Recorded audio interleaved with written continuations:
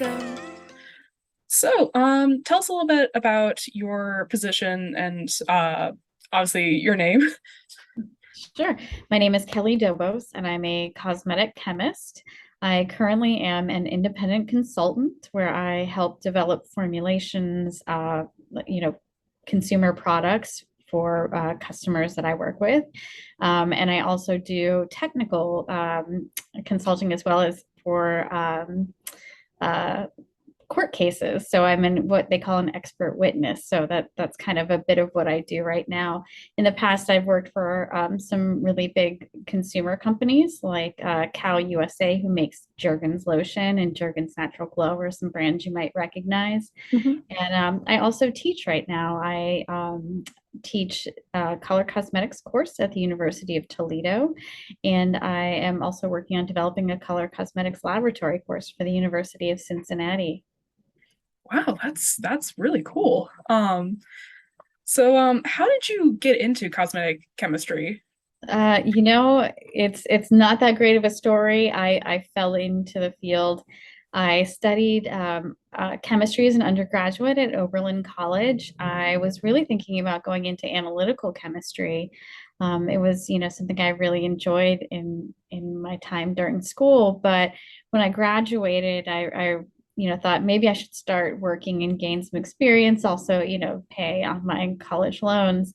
And I started working as a lab technician in formula development and realized I really loved it, and that's what I wanted to spend the rest of my career in, because I absolutely enjoyed the chemistry work that I was doing, but also the fact that I was making products for consumers, and I was able to see the impact I was making on lives of people every day.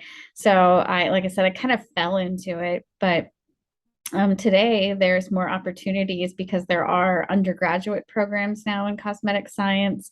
So I think the field has more recognition, and had I known it existed as a field, I might have looked into it further. But for me, I just kind of got lucky and fell into it. Well, uh,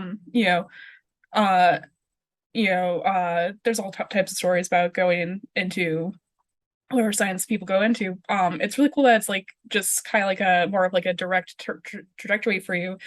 What would you say was like kind of like an obstacle for you from getting from your undergraduate to where you are now? I think one of the challenges, and there still might be, is I was a first generation college student. Neither of my parents went to college. And when I was, in school, I was working really hard and trying to stay motivated. And I remember one of my first internships that I applied for, I wanted to be close to home. Mhm. So during we had these winter break projects at Oberlin, and um, I grew up in Youngstown, Ohio, which was used to be a big steel town. And one of my neighbors, my dad had grown up on the same block that we lived on, and so one of my older neighbors owned a metallurgical testing laboratory. Oh. And my parents thought, well, why don't you go ask him to work in his lab? That way you can be at home. And I went to go ask him about doing this, winter term internship with him. And he said, he's like, why does a cute young girl like you want to go and do all this hard work? Why don't you just marry some nice rich guy? And that is what he said to me. Oh.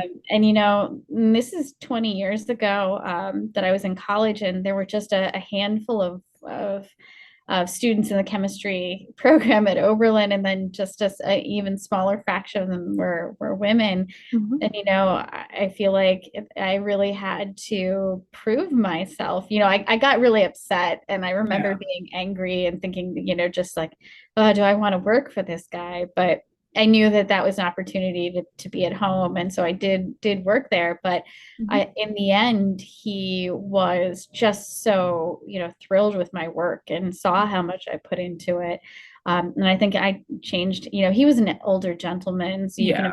imagine he had some preconceived notions as well. And I think I changed his mind by working hard and showing him that, that I really do love chemistry and that, I this is what I wanted to do. But I think, there are still, some challenges, some biases, um, in fields Definitely. like chemistry that have typically been dominated by men, and they have their preconceived notions of what a scientist even looks like, right? Back when I was in college, I always tell people, fun fact about me, I had a metal radio show in college. So, I may have not looked like your typical chemistry student either. And so I think there's, preconceived notions. And I think hopefully I helped change someone's mind. Yeah. And like I said, that was a challenge for me to have to work past other people's biases.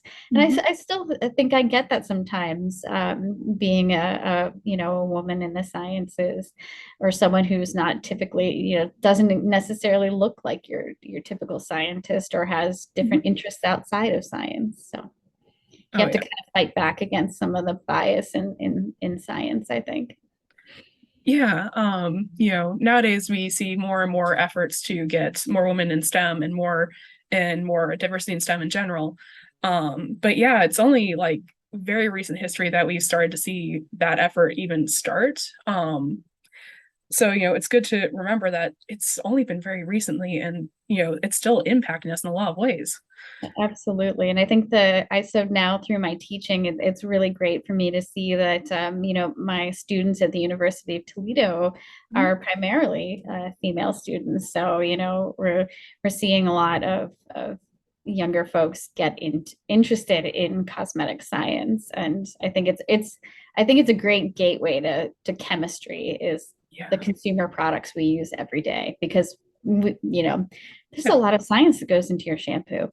Yeah, no. And I think a lot of people also kind of write off like cosmetics as just makeup, when it's also like it's skincare, it's sunscreen lotion, it's a lot of things. It's pigments, like all these different things that are so important. It's even, something very important to us in the past few years, hand sanitizer. I worked for Purell for a period of time, and because you're not only trying to, get rid of the bad bacteria or viruses, you're also trying to take care of the skin with those products. So, yeah, it's all kinds of products are considered. Even toothpaste is a cosmetic. So. Yeah, exactly. Um, what would you say were your skills that really helped you succeed in this field? I think being an analytical thinker, I think, I mentioned I wanted to, continue on into analytical chemistry originally. And I think when you're developing products, you're putting together maybe 10, 15, 20 different ingredients sometimes. Mhm. And you also have to ensure that that product has a shelf life of 2 years, maybe. Wow. Um, so you're trying to understand all the things that could go wrong, Mhm. how all those chemicals combine together and work together, but also you have to understand skin biology. So being able to kind of think about all of these different pieces and how they go together when you create a formula.